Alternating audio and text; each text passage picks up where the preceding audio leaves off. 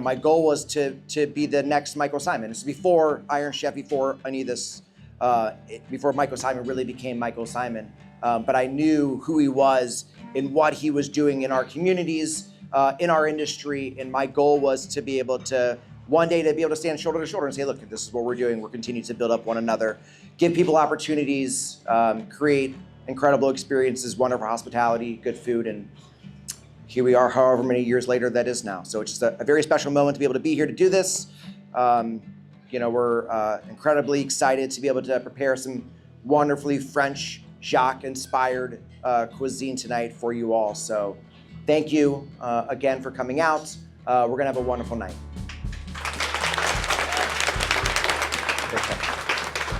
Thank you, Vinnie.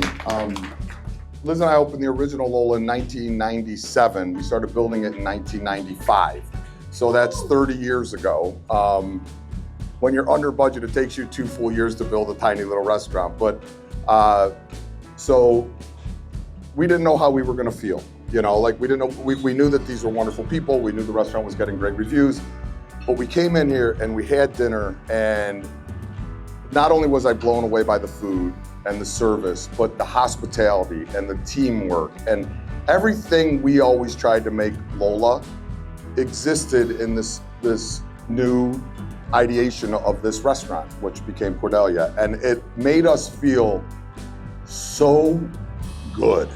Like when we closed it, right after the pandemic, our lease was up and this, that, and the other thing.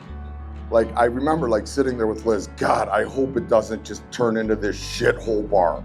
Please, God, and then Vinnie and Andrew took it over and turned it into a magical restaurant with an incredible team that has made me feel so special the past couple days here cooking and hanging out with them in the kitchen. It's been incredible. You guys have created something magic. You deserve everything that you receive, every award. You're gonna win the James Beard Award. Mark my fucking words. I promise you it will happen. The food and wine, all those things. It is an incredibly special restaurant with an incredible team running it, and it makes me very proud. I was fortunate enough to meet Jacques when I was 22 years old. And I was the chef at Giovanni's in Piccolo Mondo for Carl Quagliata. I shouldn't have been the chef. I was 22, I was way over my skis. And about a month after I took over Giovanni's, Susie Heller was this incredible woman from Cleveland who Susie was the culinary producer for Jacques and Julia. And then she eventually did all of Thomas Keller's cookbooks. And I was like her culinary kid, so to speak. So she calls me up and she goes, Michael, how's everything going at Giovanni's? I'm like, Susie, I'm sitting so over my head. This is a nightmare. I'm babbling. And she goes, oh, you'll be okay. I said, thanks, Susie. I'm like, maybe we could get coffee or something. She goes, oh, I'm bringing Jacques Pépin and Julia Childs in for dinner tonight. I'm like, oh God, I'm gonna throw up. It was like, this is not good for me. I'm not ready for this. So he came in and I was freaking out, and I'm like, I'm just gonna serve really simple, delicious food that I know I could cook properly. That's what you need to do. So we did, and I go out to the table afterwards, and I was trembling, and Jacques said, I've been there for 3 days, I've eaten in 4 restaurants, none of them were that good, but you made simple food beautiful and cooked it right. And I'm like, oh, and Jacques and I have been friends ever since then, and that's 35 years ago, basically. And he has been an incredible mentor to me and to Liz, and his daughter, Claudine, an incredible friend and mentor to both of us. And when he started the foundation, I'm gonna say it was roughly around 10 years ago, I'm like, anything that Jacques ever wants, we will never not do. He's written things for my cookbooks, he's always been around, he's given me advice with food, he's just been a tremendous mentor and friend. And so Susie said, do you want to do a dinner? Jacques wants you to do a dinner for his 90th birthday. I said, well, absolutely. She goes, where do you want to do it? You want to do it in LA, New York, or Cleveland? And I'm like, I don't know. And, I was panicking. And then shortly after that, Vinnie and his team called. They said, they want to do a Midwest one in Cleveland. I'm like, this is perfect.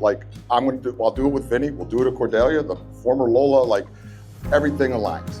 So here we are tonight doing this dinner for one of the most magical people you would ever meet in your entire life. And it couldn't make me happier to be doing it here in Cleveland, in my hometown, at this restaurant. We have, I think, a really great meal planned for you guys tonight. I think you're going to enjoy it a ton. And most importantly, thank you for supporting the Jacques Pépin Foundation, because I love him to death. So have a great evening, everybody. Thank you. Anyone will tell you, I bleed Cleveland, I love this place. Your home makes you who you are, right? And kind of growing up, seeing only the chefs from other places, bigger cities, on TV. You never thought. Michael taught us otherwise. I grew up watching The Iron Chef, right? Before America, in subtitles. The only Iron Chefs I knew were Morimoto, Cat Cora, and maybe one or two others. Vividly remember sitting on our couch and cheering on every episode. He was just plowing through all these household names, right? When he won, became the next Iron Chef, it was like winning the World Series for this town. It really was. You showed us, everybody in hospitality, everybody in food and beverage, that, you work hard enough, anything you could accomplish. You could do it all. Nothing was off the table. Yeah, you made us proud. Thank you.